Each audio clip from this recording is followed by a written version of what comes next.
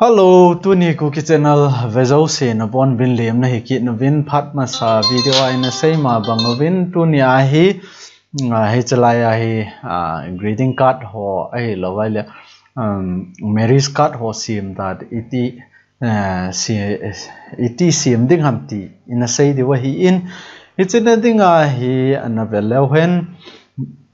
chalai a hi ken example ding in hal khat kan sim in hi chi nang in na dei dan na hi in chawai ken thum ka simin ibola thum ki si pham eti ai le ngi a cover ding hi chite ne asung lang ding anung lang pa choi ta cho bleng ding a ke koi hi sa ma cho thum ki si ma hi in chi to bang hi nang in jong i ti sim ding ham tin het no mai le tu ni chi video ai hoi ta an avele chun ne het ding hi ti chu ega sei theu hin tin chi a hi het ding khat chu chalaya graphic design ho na hi chi design ho hi chi hoi nang man het thi manga in hi chi dung chu ya chu atm hana present ho will give ho ti chu dong ma ho ai lawai le lung set ho khat ai ting le rose ho ki jang hi in na red color hovel ki jang hi in a hin la chito banga hi inu hovel I wish ding phala pa cha dang za chom chom long za thai a ban le design za chom chom long za thai he ti chu ne het dewa hi in he chi chu ne het dew ka ta sa ke sang ne het jo dewa hi in ne chalaya ga velo hen hi chi photo hi nangin pa chalim ho za chom chom jong omen na he chalaya he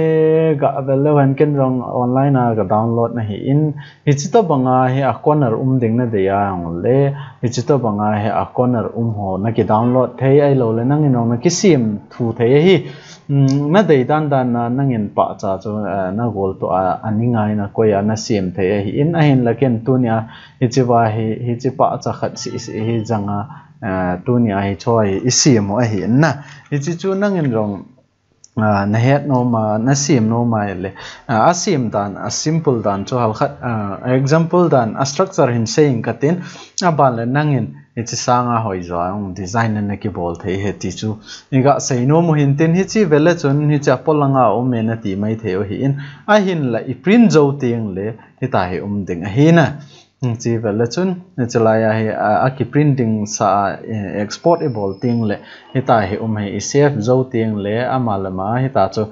ki kat lai jing hi chilanga awal hoi na chilanga awal hoi hi amalama kat di jing hi chalai sungbo hi a hop na sungbo la ding adang si chu kilalo hi chi chu illustrator advantage na khat hi in na he theme de hi in chalaya hi ga relevant to awal ha I ma cham talo chu na lai chi print le chun icha cover pangin ten aban la asung langa pa chu hi chite ni asunga ding anung langa pa chu free ding ai tai ta chu I ma cham lo ding hi na ichi ta bang chu et sim ding ham eti ai le tu ni a hi ichilaya file ai chi de hi file na chi ding new documents na hon ding hi new documents na hon ting le na vet ding ai ichilaya na no mai le nang in amin jong na khial thai hi in chiwa custom dung ju ya nang in na khial thai hi in ngahin la tu ni a hi tai ko yu hi tin aban le chiwa a number jong nang in na ki set thai hi li na da yong le li na koi thai hi in chalaya nga na da yong la nga na koi thai hi li na ko ya adam chu le khabu khat chu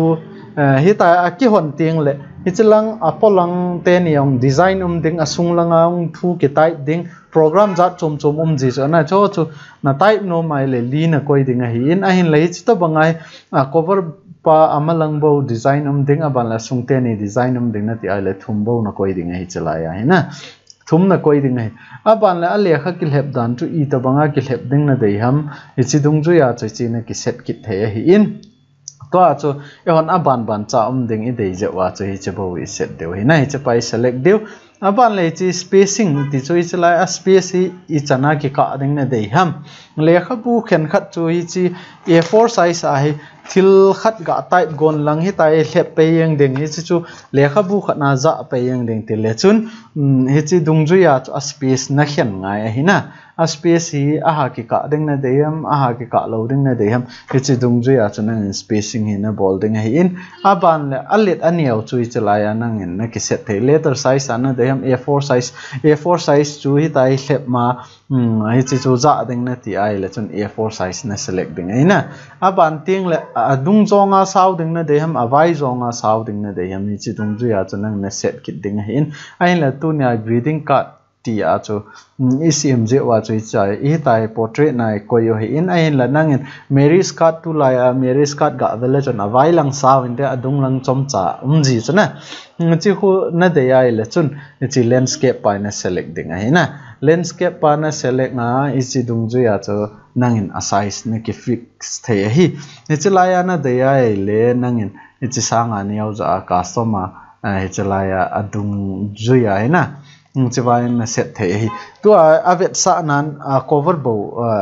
a size bo iti design ding ham ti ai le a size a dung lang sounding a vai lang chom ding na ti ai le landscape na select ding chiwa hi 3 inch ka tiute na 3 inch tiutin a ban ting le a sau dan chu 5 tiutin 5 inch tiutin 5 inch tiutin aban le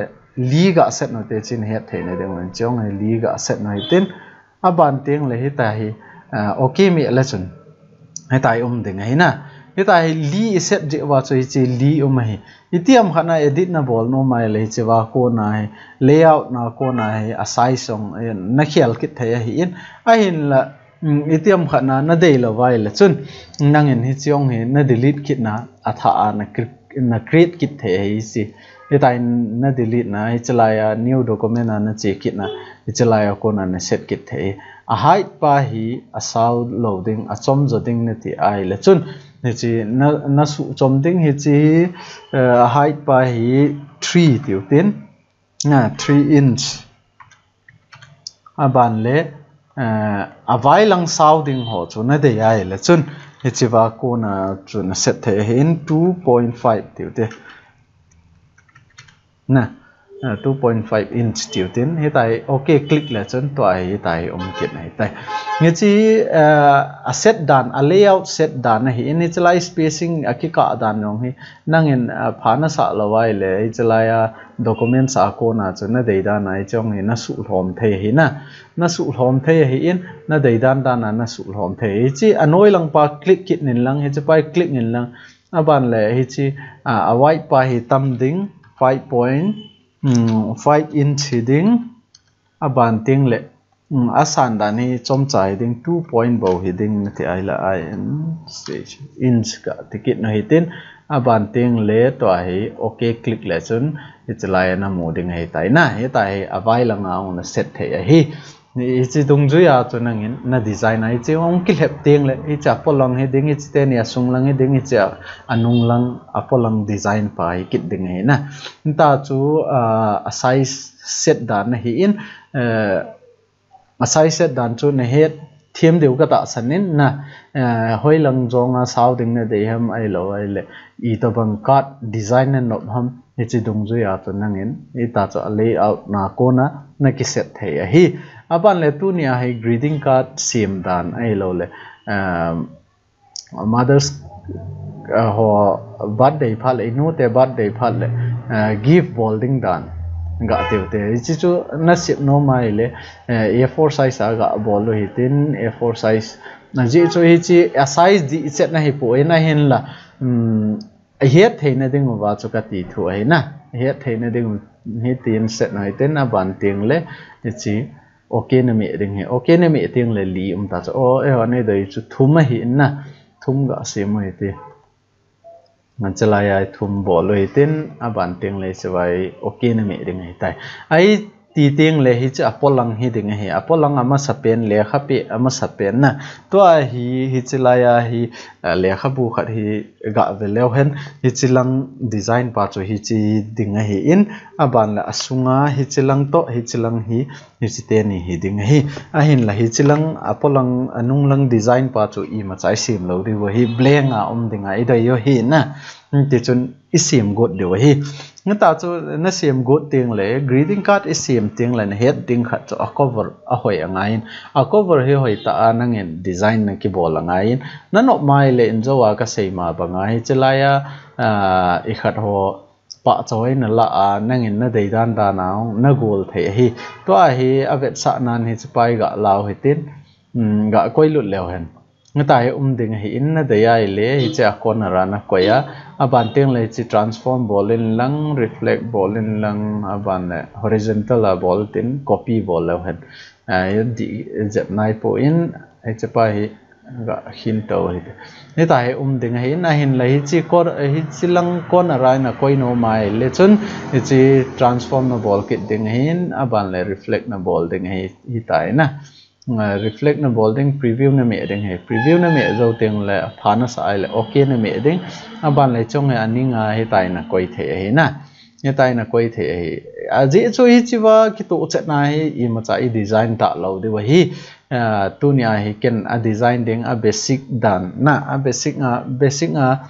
ti thil ki design ham ti ho bo chu ka hin sei ding hin itiam hanai chi color to hi chi color he ki to poi tia background na su mang no mai le background su mang ding dan rong phat ma sa cha na ki sei ta in hi chi chu iti bol ding ham te le chelaya ga vel sei lew hen hi chelai click in lang na click zo ting le to hi chi vectora ki convert hi tai na vectora ki convert ting le chelai object nga chen lang expand na bol ding hi object pa le a field pa na select ding a ban ting le okay na me ding okay me le choni tai hong ding hi in a ban ting le direct selection tool lan lang hi chin na dei lo na si chu select bol nen lang ta chu hi tai delete na ki bol thai hi na ai la tu ni a hi chi ho a background su mang dan ho chu hoi ta I sei ta lo de wa hi aji chu tu ni a he a design greeting card ho marriage card ho iti ki design ham ti bo I sei de wa ji a chu ni choi anavel sei kit lew hen phat shot lut ding ai za chu ngabona hi I sei lo de wa hi ta chu nangin itiam khatna background na su mang no mai le iti su mang ding ham ti bo chu hal khat instruction na a basic bo kan sei hi in introduction ti dan dewa chu hal khat neo cha bo kan sei hi nangin na no mai le chong hi zoom na ki bol na chlai ko naw na zoom the hi in itai zoom na bola hoi lai na su mang no mam na su mang no na se chu select na bola itai na ki delete na hoi ta na su thenga aban a corner rang na za the hi na ta chu ki sema hi in ni ta chu na sem zo ting le hi chi phana sa ai le to hi a letter la de hi a letter pa hi nangin happy birthday na koi no ma le na thu hi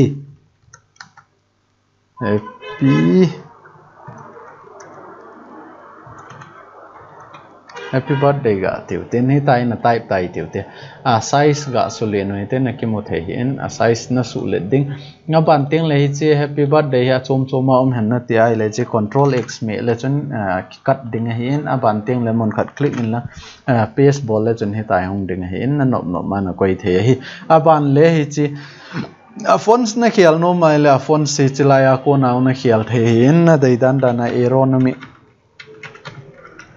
na mi ai tai na khial thai hin nangin itabang birthday itabang fonts na dei ham na hi chi dung zu ya cho hi chong na khial thai hi ni ti am khatna running letter ran na dei ya ong le chalaya running letter hong aumen hi chi dung zu ya cho nangin na select nga color ong na dei da na hi tai na pi the hi asan na dei ai la san eng na dei ai le eng ong na koi the hi in na dei dan da na hi ta cho select na bola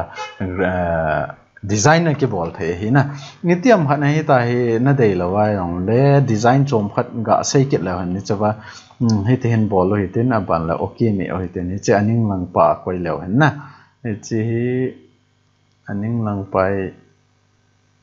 aning ai ten koi hi ten aban teng le hi chi hal khat khin su hi ten hoten khin hi ten aban la pen tool lon la the na pen tool ga law hi ten pen tool la ting le hita hi nangin nanop dan dana designable the hi in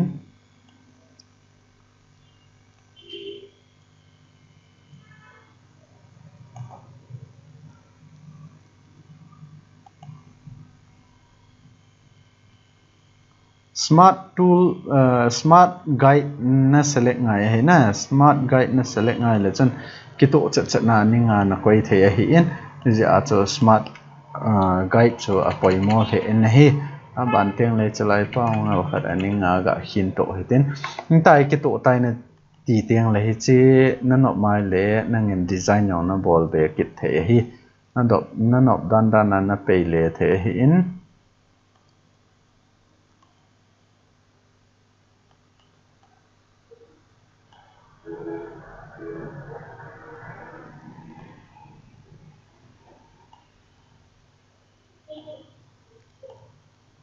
tiền gạ design này tin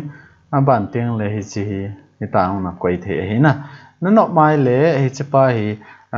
phan ma sa zan hai sei ma bong when chi select in lang copy bol lang paste bol in lang nga ban tiếng lệ direct selection tool na la ding hi direct selection tool na la ting la point bo ki select ding ti na hi na hi chapa hi institute bol ma sang when na nọ mai lệ chong he asung lang yong ki bang thim ding na ti ai tai na bola ban tiếng le alme en lang hi chi tin khin rong le chon ni chong hi copy tho hi na copy a hin hi ta hi a design ke bang so ke ang na bol the hin ban tiếng le khat rong ga sim be ke noi tin hi chi la ro ke noi tin hi chi pa hi la do tiếng le direct selection tool na selecting ban le cha point hi delete deu hi chalai point delete no hitin aban le chalai point yong delete de hi nei bola hi chu delete no ham tele anavela chon chalai a san khat select ngoi tin ni cha fill pa hi ikat deu hi ikat jo teng le cha point hi su tam deu hi na point su tam hitin aban teng le hi chi hi chapai select deu hi chapa select ngoi hitin direct selection tool law hitin chapai hin deu hi chalai na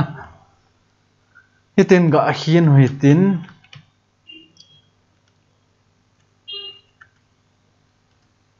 tin na hin to zo teng le alme in lang adang na dei be ai le na tai hal chakhat na hin do kit ding he na hin do zo teng le hal khat hin lut kit nen lang tin hin lut nen lang a color khel tha na de ya le blue on na khel thai ai wanga ki matching ding na vet ngai he na a ki matching deu ding ve tin ban tiếng lệ chỉ khát hin be kit na hitin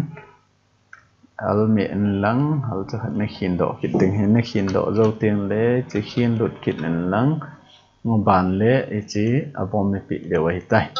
abom ga pe ten abom na pi zo tiếng lệ to a hi direct selection tool na la kit ding ai direct selection tool na la ding hi chalaya hi ga zoom ta de tin aban le direct selection tool pa point ki to lo chuna la point ki to lo ja choi che la deu chlai koi lut deu ni pa point yong la deu aban le chlai koi lut deu hi aban teng le pa ngoi la kit deu dai koi lut kit deu hi koi lut zo teng le chi zoom out ball kit na hi tin to a hi hal khat i hin deu anoi lang ball kit deu hi anoi lang ball na ding a cho hi tai na select kit ding zoom na ball kit ding direct selection tool na la ding aban teng le chin na la ding hi cha corner na koi ding hi na a corner koi tin aban teng le chi select kit na tin chong na corner koi tin chong select kit na tin chong e kai lut kit deu hi ni tai na kai lut zo teng le to ai zoom out ball in lang hele chan batang hi chi khona le zoom out le boy na ti ai le chawa view a chen lang na chawa fit all in windows tele chan hi ta amal ma windows tung je chong ki fit chat kit yang ding hi na ta chu na bol thai hi in aban teng le to a he asung lang pa designable kit de hi asung lang pa a hi na no mai le hi chi pa chang hi na copy a na koi kit the hi in na dei lo wai le na koi da thei tho hi na hi chu nang thu hin asung lang pa chu design chom hen na ti a le hi chi pang na la do thei hi ni chapam na la do a he chi dung zu ya cho nei range thei hi asung lang hi ha sei daw heten hi chi na no mai le hi chi delete ball in lang na hi chapai select ball lang delete ball in lang hi chapat select in lang paste ball in lang chapai ani nga ko in lang chapa ani nga ko yute etai koi tawe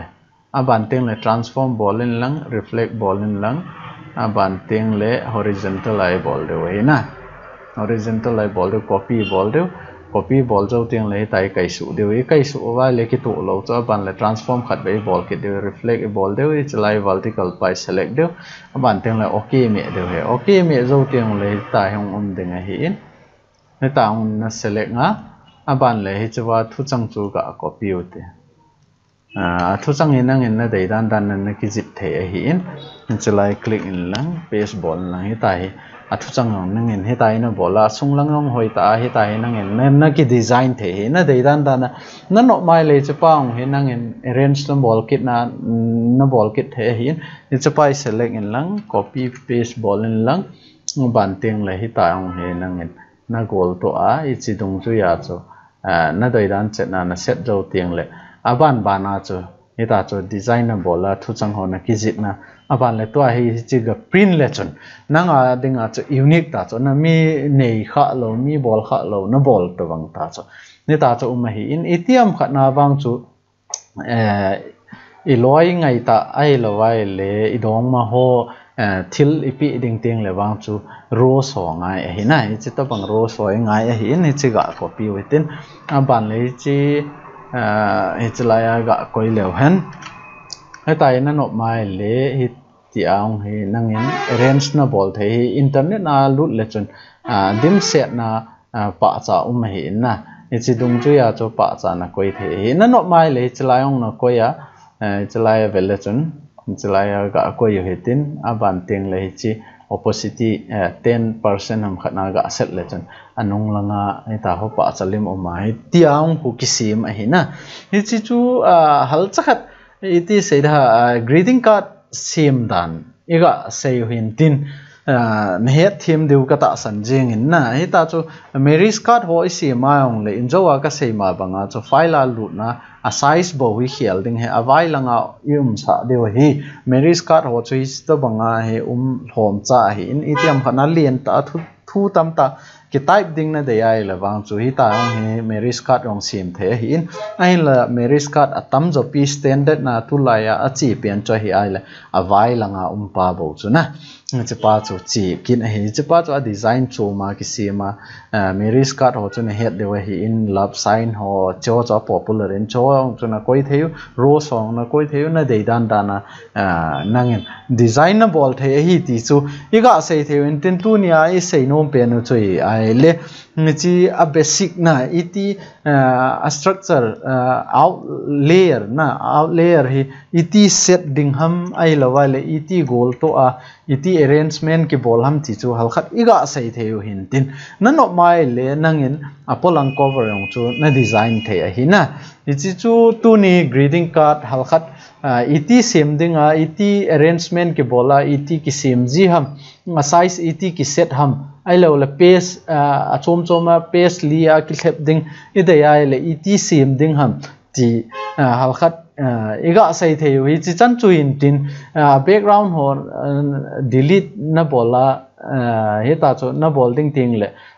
image ho bel lim ho pa cha ho na download ting le na head ding khat chu internet na chi ting le chlaya thil khat na download tai ti ten na download na le chun image size chu alien na download ding hi na alien na download lo wai level le chun to hi chlai pai ga zoom lewan head de hi chlai pai ga zoom lewan kichin lo chun na le hi tai su neu je wa chu nangin na mu thei lo hi in a kichin to banga na mu thu hi in a hin la hi tai in zoom out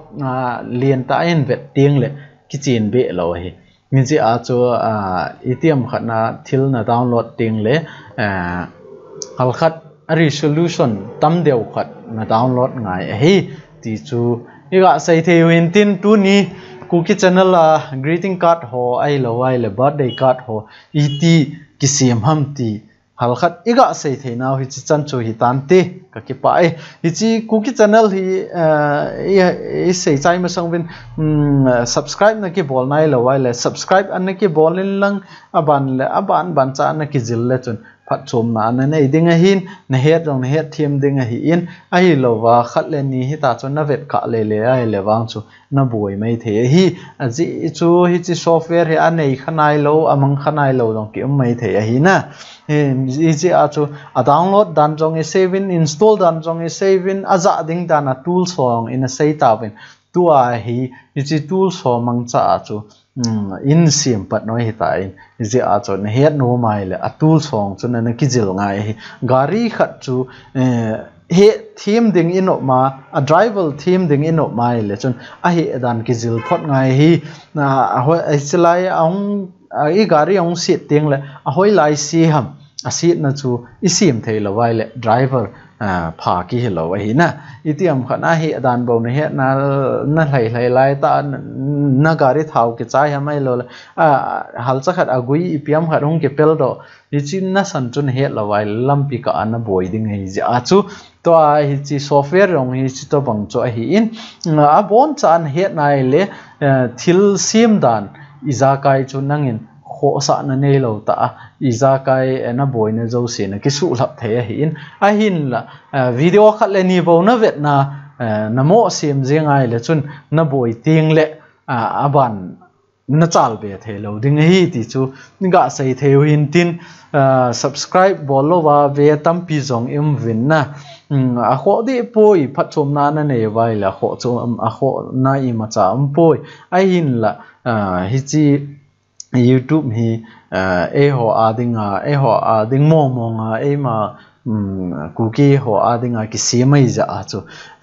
itiam khana nangin jong na het no ma ong le nin ki do the hi na het lo ma ong le ni chulai chu ka he them poi ti anan ki do the ne ding vai chi channel ki sim hi in subscribe na bola chu kein ka ton na ding ima chang lo aban le nang naman na ding ima chang poi ti chu video chai ma sangwa ka ga sei the hin tin itiam khatna na het them lo wa mai le comment na chunin ki do kit thei a hi in na vet ma sat pen na a hi ai le chun hi chi cookie channel subscribe ana ki bolin lang ana ve ji le chun nang dinga ong phat chom na hi ding hi ti chu ga sei thei hi e ka ke pa